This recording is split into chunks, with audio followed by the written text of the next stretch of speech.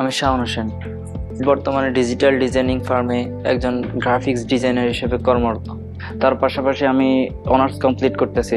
পরীক্ষার ফি, রেজিস্ট্রেশন সব কিছুর টাকা আমি নিজে ম্যানেজ করতেছি এবং পাশাপাশি আমার পরিবারকে হেল্প করতেছি। 2 বছর আগে আমার এরকম একটা পরিবেশ ছিল না। আমার এসএসসি পরীক্ষা শেষ হওয়ার পরে সারা বাংলাদেশে কোভিড-19 সংক্রমিত হতে থাকলো। তখন আমাদের পরিবারের আর্থিক অবস্থা অনেক খারাপ হলো।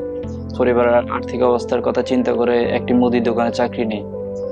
ওইখানে কাজ করার কিছুদিন পরেই ভাবলাম নতুন একটা চাকরির খোঁজ করব। তো চাকরির খোঁজের উদ্দেশ্যে আমি ঢাকা আসি। ঢাকা আসার পরে কোনো চাকরির খোঁজ পাই নাই। তখন একটা রাস্তার পাশে ভ্যানের মধ্যে কাপড় বিক্রির কাজ করি। আমি দেখলাম যে আমার এতে কোনো জীবনের কোনো উদ্দেশ্য নেই অথবা জীবনের কোনো কিছুই হবে না। একদিন হঠাৎ লক্ষ্য করলাম আমার দোকান থেকে ব্র্যাকের একটি সাইনবোর্ড দেখা যাচ্ছে যেখানে গ্রাফিক্স ডিজাইনের কোর্স সম্পর্কে আলোচনা করা হচ্ছে। তখন আমি ওই কোর্সটি কমপ্লিট করার জন্য আবেদন করলাম। তারপর আমি খুবই মনোযোগ দিয়ে কাজগুলো কমপ্লিট করলাম এবং কোর্স কমপ্লিট করলাম। কোর্সটি কমপ্লিট করার কিছুদিন পরে আমাকে ব্র্যাক থেকে একটি ফোন দিল যে আমাকে একটি কোম্পানি ইন্টার্নশিপ করার জন্য সুযোগ দিচ্ছে এবং আমি ওই সুযোগটি নিই।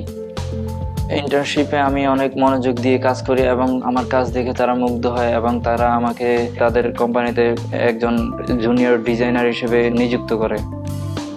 চাকরিতে জয়েন করার পর আমি খুবই মনোযোগ দিয়ে কাজ করি এবং তারা আমাকে পড়ালেখার সুযোগ দেয়, আমার পরীক্ষার সময় পরীক্ষা দিতে সুযোগ দেয়।